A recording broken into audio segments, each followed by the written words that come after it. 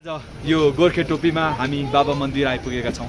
बाबा मन्दिर भन्ने बित्तिकै ग्याङटोकदेखि लगभग 56 किलोमिटर टाढा यहाँनिर दुईटा बाबा मन्दिर छ, एउटा न्यू बाबा मन्दिर र एउटा ओल्ड बाबा मन्दिर। र अहिले जति पनि पर्यटकहरू आउने गर्नुहुन्छ उहाँहरूले न्यू बाबा मन्दिरसम्मको पर्मिट पाउने भएको कारणले गर्दाखेरि यदि कोही इन्ट्रेस्टेड हुनुहुन्छ भने यो जग्गादेखि फेरि पुरानो बाबा मन्दिरसम्म पनि जान सक्नुहुन्छ, जसलाई कुपुक गाउँ हुँदै जानुपर्छ।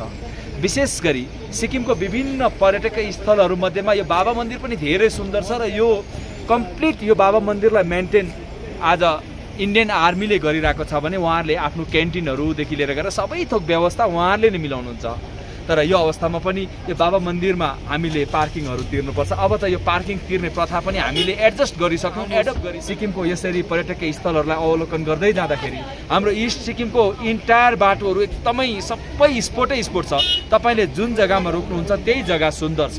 त्यही भएर हामी अनुरोध गर्दछौँ, जब पनि सिक्किमको टुरमा भ्रमणमा तपाईँ निक्लिनु भएको छ भने सिक्किमको 6वटा डिस्ट्रिक्ट एकदमै स्मरणीय छ। अहिले वर्षे अनि हिलेपट्टि अनि हाम्रो युमथाङ भ्यालीपट्टि अनि भालेढुङ्गातिर गुराँस फुल्न थालिसकेको छ। लगभग 34 टाइपको गुराँसले तपाईँलाई यो सुन्दरता दर्शाउँछ। अनि यो महिनामा गुराँसहरू फुल्ने बेलामा तपाईँहरू त्यो जग्गाको पनि अवलोकन गर्न सक्नुहुन्छ। यदि तपाईँ छाङ्गुलेक आउँदै हुनुहुन्छ भने याक राइड गर्न कतै नभुलिनु होला। अनि पेलिङमा गएर स्काई वक गर्नु भएन भने तपाईँको टुर त्यतिकै व्यर्थ रहन्छ। आउनुहोस्, सिक्किमको प्रत्येक जग्गालाई तपाईँ अनि हामी चालक दाजुभाइ दिदीबहिनीहरूले पनि अझ राम्रो बनाउनका लागि आउने पर्यटकहरूसँग हामीले मेलमतो अनि राम्रोसँगले गरौँ, नढाँटौँ, नछलौँ, कपटी नगरौँ अनि प्रत्येक जग्गाहरूमा पुर्यौँ। बिहान समयमा निक्लौँ अनि बेलुका समयमा फर्कौँ।